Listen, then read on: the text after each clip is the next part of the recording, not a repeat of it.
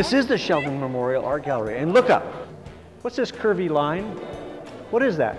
Arch. So the architect said, I want you to see all of my beautiful arches. Art is everything to me. And art is so simple. It simply means put together. Just think about it. Every day you put things together. That's art. If you take the time to look for it, it's art.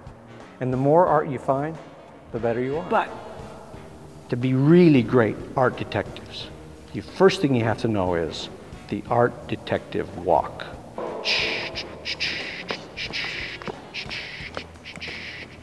Because if they walk too fast, they can't figure out where the clues are. Second part you have to learn is how to see. So everybody do this. Turn one of them upside down. Bring them together, slowly, slowly, until they touch. Does it look like a picture frame?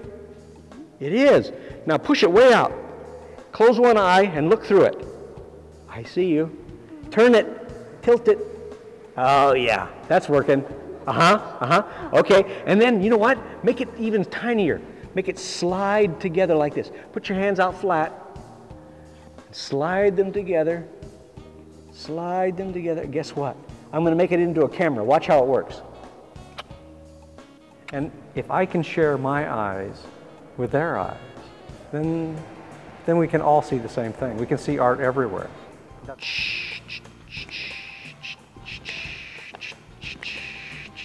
Okay, got your cameras. Now pull it in, pull them in slow. Look at the ceiling. Oh, do you see that big cross up there? Can you see those? Okay, let's get closer.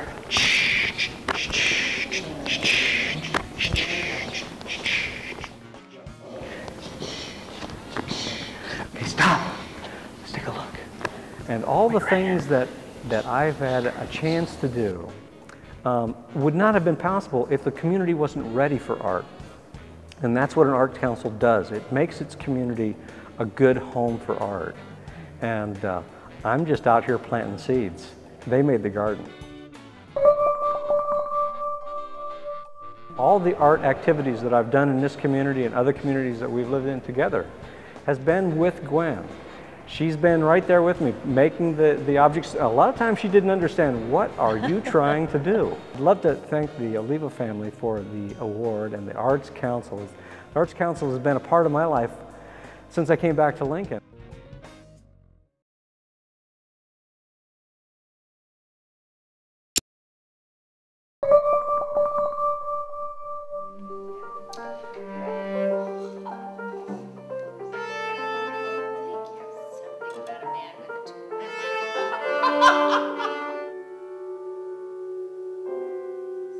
I enjoy playing with other people. I think a lot of it is the community part of it. And there's always challenges. I mean, you always find something that challenges you, something you still aren't able to do, you know, or something you can do better.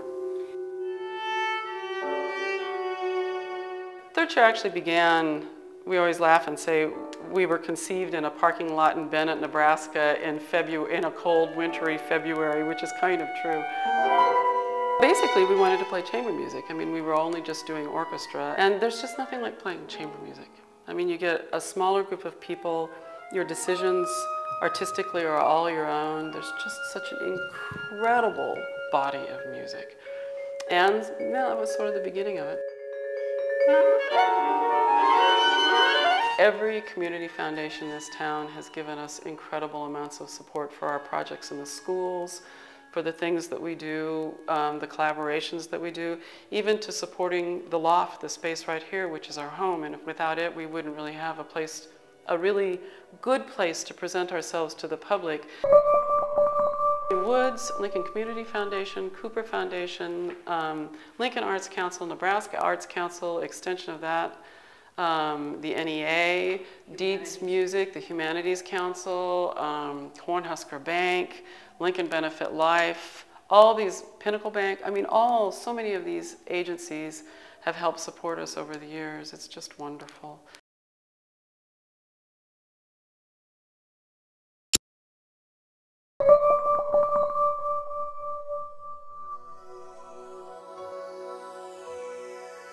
The most inspirational people in my lives are my mom and dad, Renee Geller, and Bree Geller, and my best friends.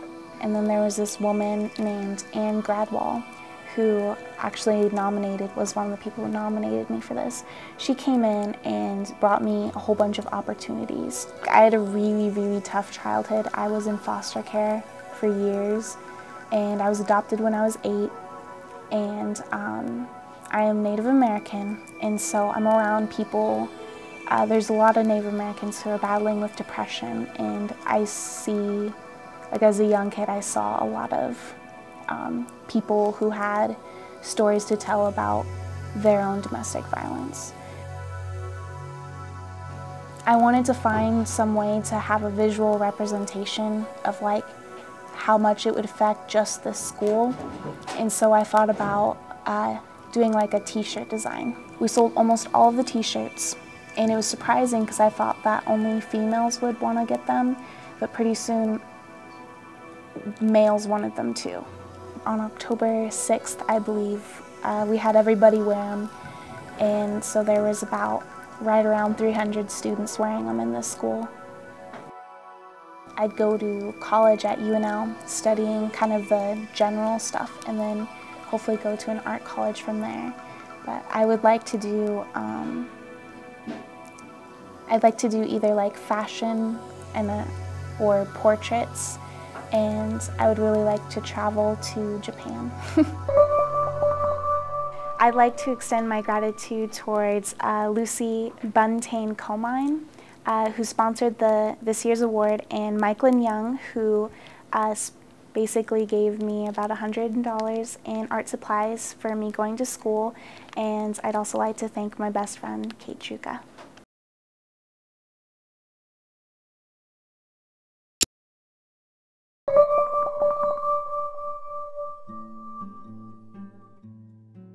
That's one of the things that we do here at the Johnny Carson School of Theater and Film every day. You know, we're working at figuring out how to inspire young artists, and then, of course, the way it always is, being completely inspired in turn by them.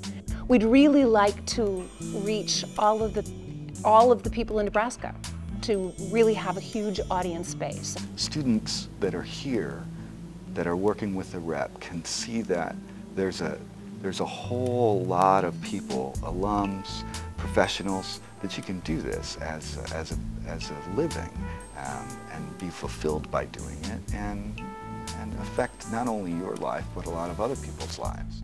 That we will provide high quality theater productions for the region. That's what it says in our mission. And that's what our goal really is to tell the best stories that we possibly can and attract the largest group of people that like us, like story. Well, I think we try to do plays that will keep a conversation going after the show.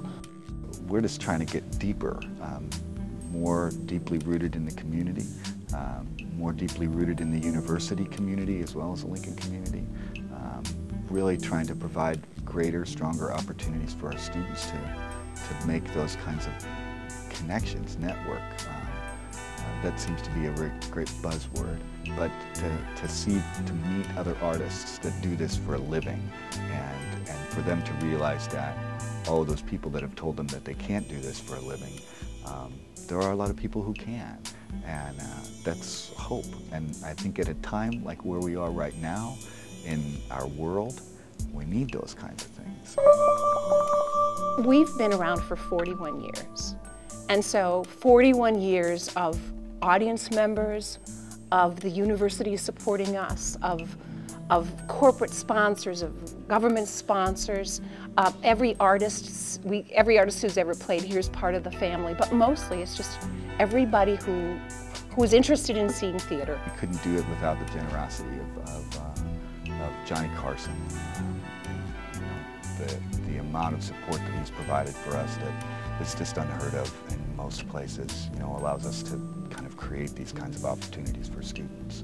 But really we wouldn't, there's so many people because our board connects us to the community, our audiences keep us alive.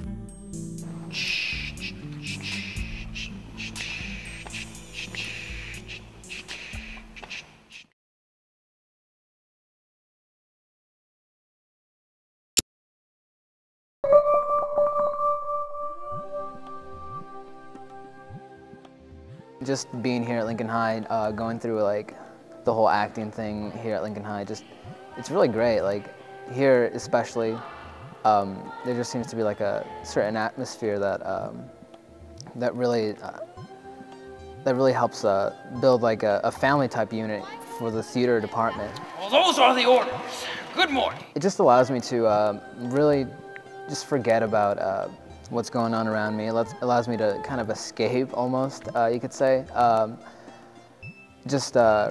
You know, there's a lot of things going on in students' lives, and it's just nice to be able to step out of who you are for maybe for a little bit and be somebody else. That doesn't do me much good, I'm afraid. If there's one thing I like to do in this life, it's sleep. I think the arts is something that you can take with you basically wherever you choose to go.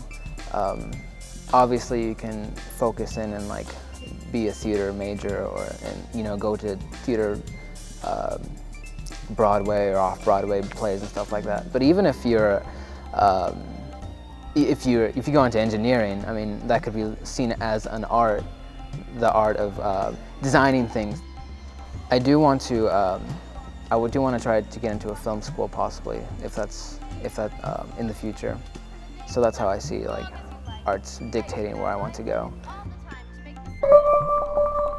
I think my father and just my family in particular, they've been really, they've been really solid. They've been really supportive. My mother passed away when I was 10 years old, that's something that's always in the background, something like that. And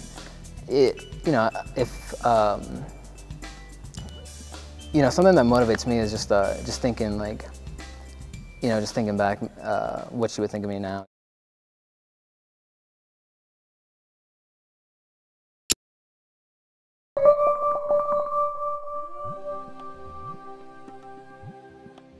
Several years ago, I was at a meeting of Medici, the support group, as you know, for the University of Nebraska Department of Art and Art History. I asked the members that day to talk about their memorable experiences with the arts.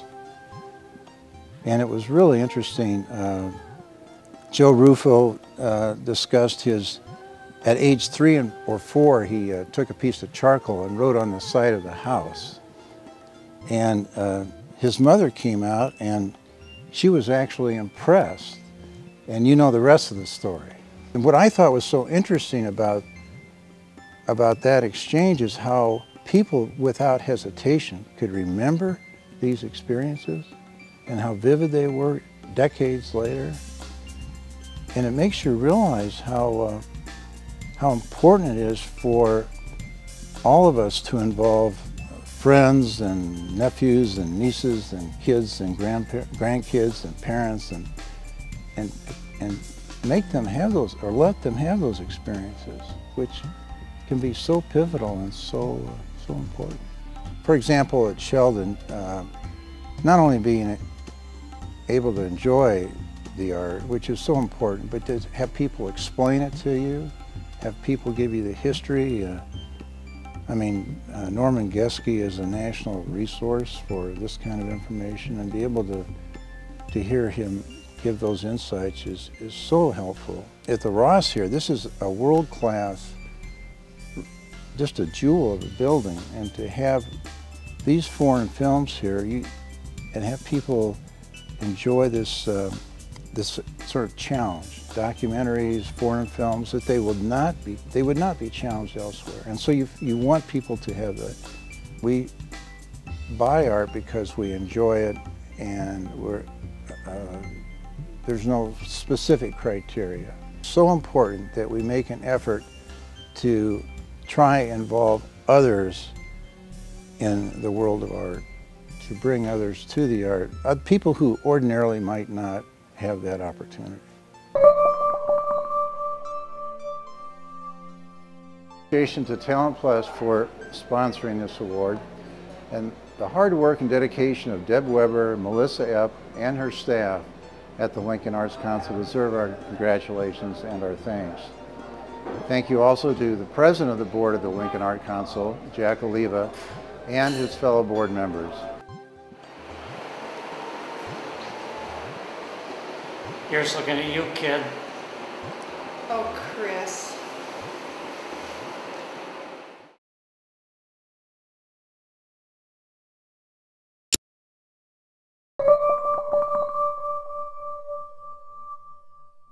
My passion are the kids. I mean, that's what I'm here for. And that's what I've always done. 27 years of teaching.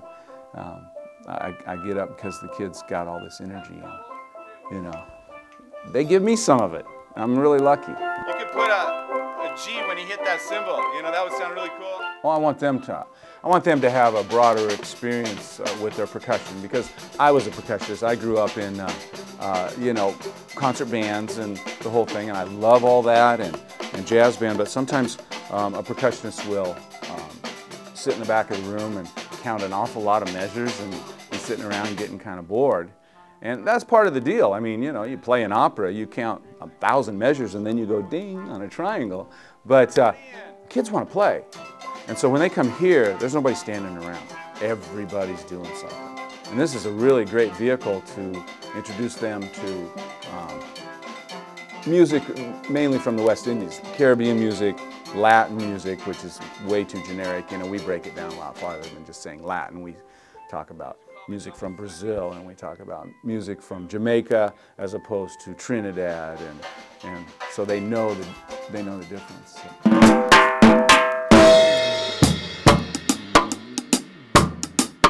I've been playing since, you know, 5th grade, playing drums since 5th grade when you start in the public school. But and then playing rock and playing jazz through the years. But it wasn't until just, oh man, within the last 10 years, you know, this kind of thing hit me. And I was also in the steel drum thing listening to Andy Narell, and he's just a great pan player.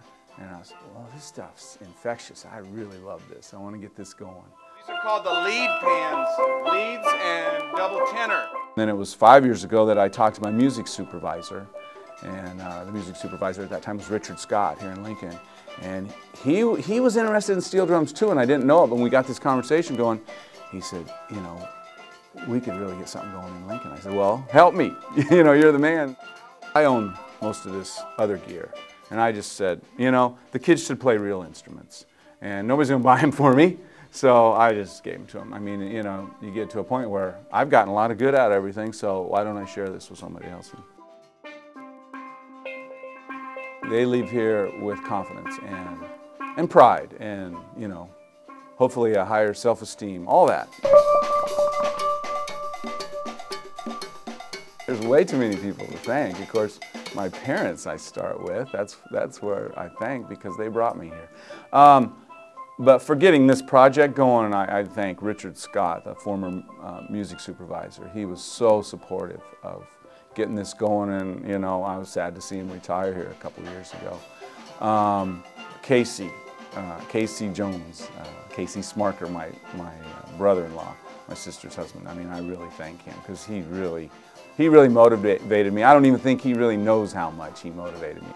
Of course, thank my wife Toby and kids for all the support they've given me, because I've been away a lot doing this, or shut myself in a room and try to figure out how this music's going to come together and how I'm going to coordinate getting all these kids together to play. And so, yeah, I have a lot to thank. I thank everybody.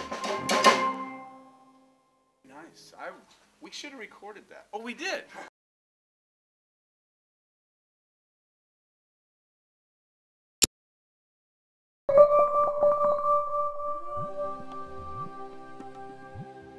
I guess like a lot of people, I started taking photographs when I was a child, although it wasn't a serious attempt, and I don't think I was interested, certainly wasn't interested in it as art. I think we're inspired by the mystery of life, really in a larger sense, is the fact that life is basically mysterious.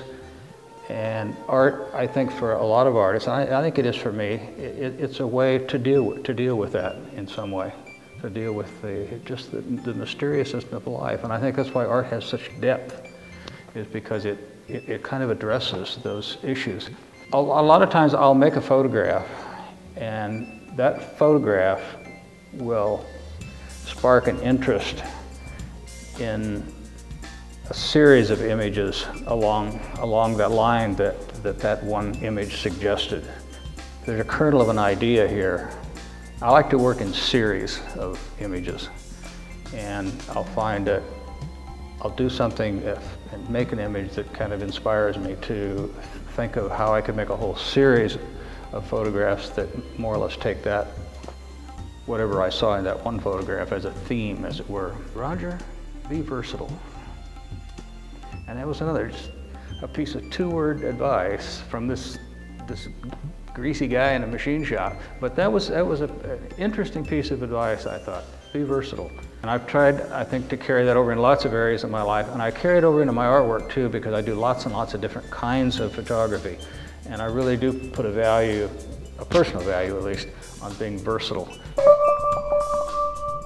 I'd certainly like to thank my girlfriend Pat Birch and Keith Jacobshagen, who conspired together to nominate me for this award. I'd like to thank the Lincoln Arts Council and the people there who saw fit to give me the award. The mayor, of course, I thank for hosting this award. I think it's an important award for the arts, and I'm honored, truly honored to receive it.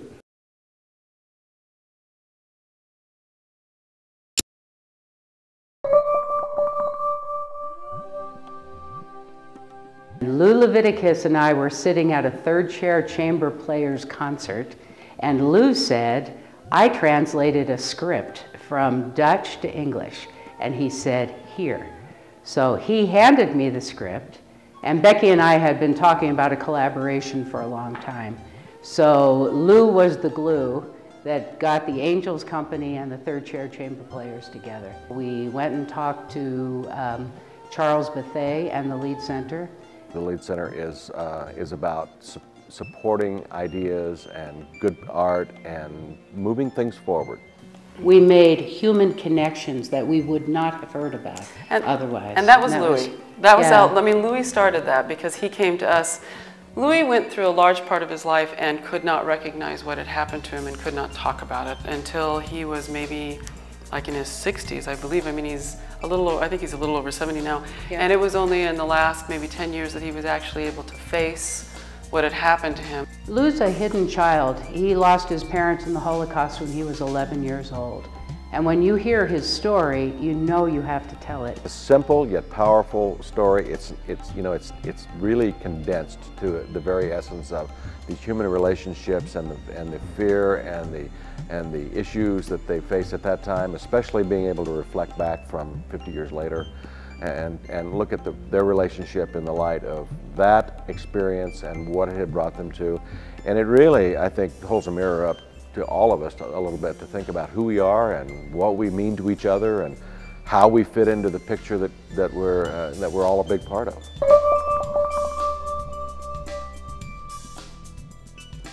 Well, I want to thank the community of Lincoln and the state of Nebraska really as a whole, because we really all are part of this family which benefits from and looks to the Lead Center as our performing arts center. I said Charles Bethea. We couldn't have done it without Charles. And Laura Kendall, Laura Sweet, Gail McNair, Brenda Wyers, Jesse Snyder, Eileen Brewster, all the people, Doug Smith, Sherry Berry, all the people at the Lead Center and the Friends of Lead. That's how we got the grant money to do it. Darlene Mitchell composed the music. I remember sitting in her kitchen and me saying, what if that went over here? And I had never talked to a composer before. And she was talking to me like the idiot that I am. She wasn't at all. She was talking to me like an artist, but she was talking to me in theater terms. So it was so marvelous for that to happen. Janice Stauffer was the costume designer, our marvelous crew and actors. But mostly, I could go down all the foundations: Woods Charitable Fund, Cooper, Lincoln Foundation, the Perkins Foundation, Lincoln Arts Council, Nebraska Arts Council. But the people on the ground here in Lincoln were Marcia Kushner and Pam Gannon. They connected us to the Holocaust educators here in Lincoln. So, but most of all, Beth Selden Dotan, don't you think? And the first project people. How wonderful Dan Stratman is, I have to say that, because he's fantastic. But there were so many funders. There were so many funders for this project. the Karen Sokolov-Javich Music Appreciation Fund, right? Didn't they? That one I didn't know about. Yeah, so, well, that was right. the money that paid for Darlene. Sartor Heyman Jewelers.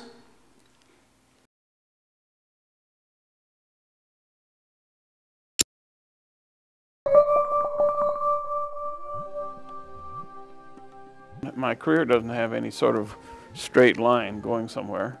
I wrote 12 books, about 6 of them on education. I headed a commission for the federal government on undergraduate education. I'm kind of a person that gets easily bored, so I go do new things. But my 2 main interests as a person that's studied literature, and I assume that's what you're interested in or worked with literature, have been in Great Plains and Indian literature of the Great Plains, both Great Plains literature and Indian literature of the Great Plains, and in medieval and Renaissance literature, Chaucer and Shakespeare. What the arts do for me is to set before me the city that we ought to have, the kind of lives that we ought to live. Art is always, I think, saying, this is the way that hope goes. This is the way that we need to construct the future. In my writing on Shakespeare and Chaucer, I both was very interested in what art had to say about the particulars of the region in which the artists worked and what it said about aspiration in those regions. And I've done the same thing with Great Plains art. I don't see how we can create art or music or literature or dance, anything that human beings can joy in if we can't learn to talk to each other.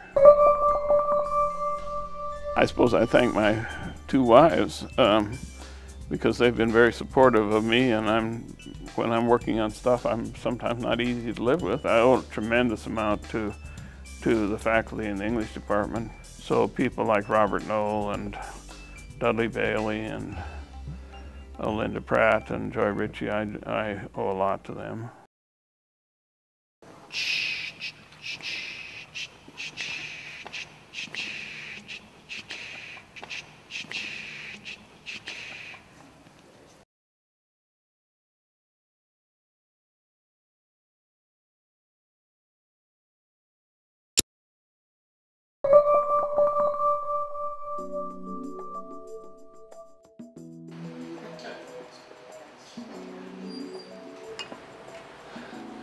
You know, I hope Will gets here.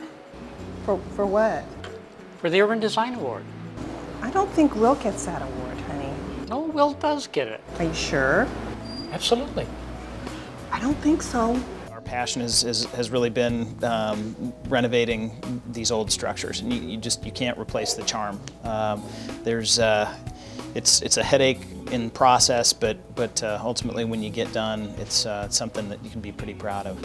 And through collaboration and really focusing on everybody's strengths, the synergies that are created allow us to take on bigger projects and more projects. So I think ultimately we're able to have a bigger positive impact. We like to take on projects that are catalysts, no matter what the size, but again, a catalyst that will really have a significant ripple effect. Hello, Mr. Mayor. Hi, Judy. Hey, how are you? Excuse me. Will, glad to see sir. you. You too. You too. How are things?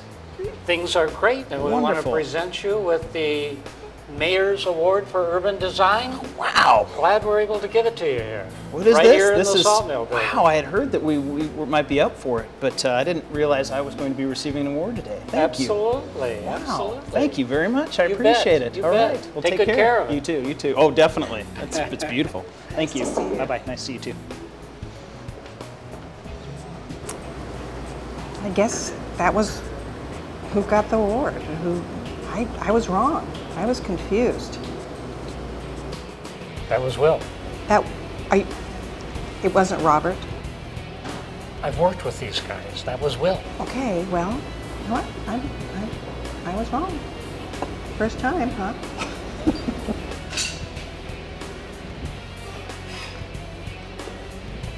Mayor, hello, Judy. Hi, nice to see you. Well, good Very to see you nice again. to see you. How's it going? Good, good. Good. How are they enjoying the Mayor's Urban Design Award. Urban Design Award? I knew we were up for it, but I didn't know. You know what? I'm Robert. Let me go back and check with Will really quick. Just a second. I work with the contractors and the architects to try to move the project forward to make sure that things are being executed the way they should be, kind of on behalf of the owners. And then WRK partnered with a family, the Hoppy family, to create the Sawmill Partnership, which owns this building. And I worked with Barvermeer Hacker and White's company to design and build this building. We always seem to find the right little niche where you know, art can become part of a project. 95% of construction waste can be recycled. In this particular building, we actually salvaged all the lumber, and we had about 50,000 board feet of lumber and stored in a warehouse in downtown Lincoln that we reused every stick of it in this project. Hi, Mayor Beitler. I'm here to pick up the award for the urban design for the Sawmill Building Partnership. Do you have a twin?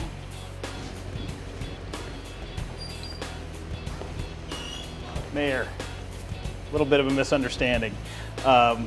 Thank you very much for the award, but Josh, as the project manager, was supposed to accept it on our behalf. I apologize for the confusion. Josh, congratulations. Primarily probably Josh Berger, who's again project manager on this particular building, worked his tail off. Sunrise, well past sundown, a lot of hours with his tool belt on at times.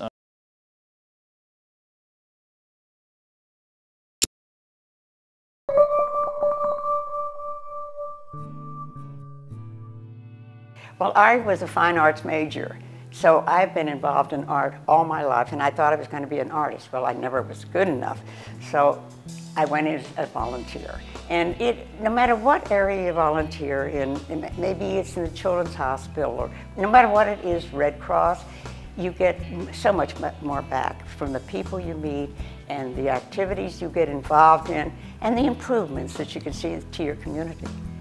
Well, you need to get involved, and I know it's getting harder and harder with the working mothers, that there's just no time. And a lot of single mothers are working, and they can't be volunteers. So I think as we're all living longer, we have to keep being volunteers longer and make up for that gap. But it is so important, and the rewards you get back from being a volunteer, no matter whether it's the health field, the art fields, the park department, you meet the nicest people. And I have had the pleasure of working with this community on many levels. My first was with the Sheldon Gallery, and I was the president of the gallery at that time, and I got to dig the hole with Olga Sheldon. And if that wasn't a joy.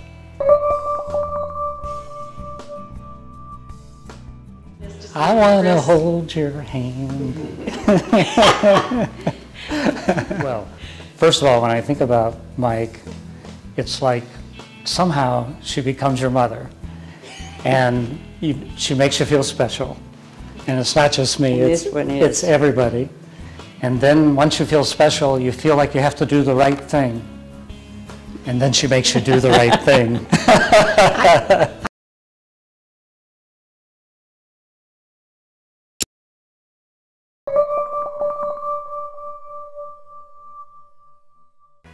Traditionally, over the years, Sheldon has sponsored a family day event.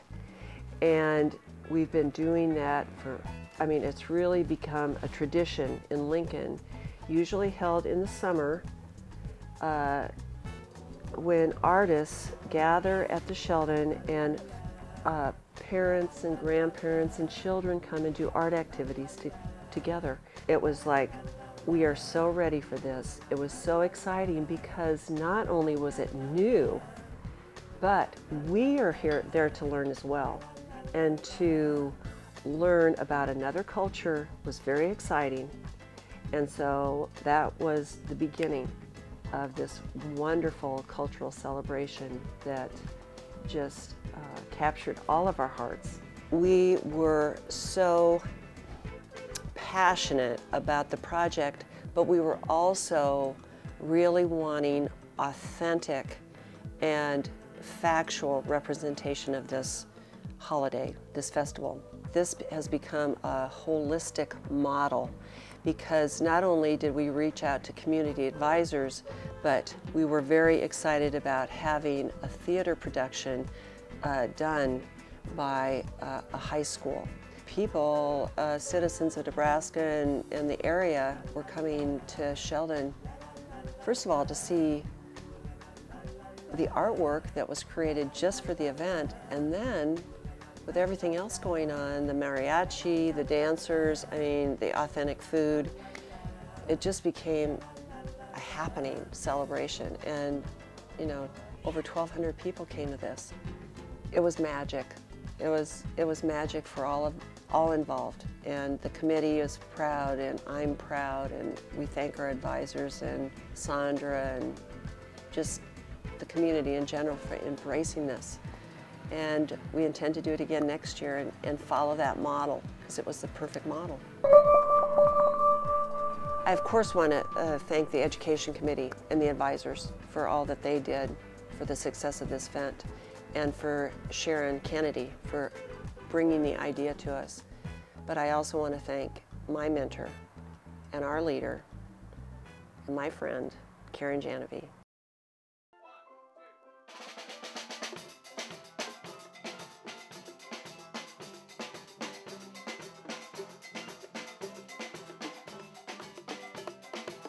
Hi, I'm Ted Lange, and I want to tell you how much I enjoyed working with the Lincoln Arts Council.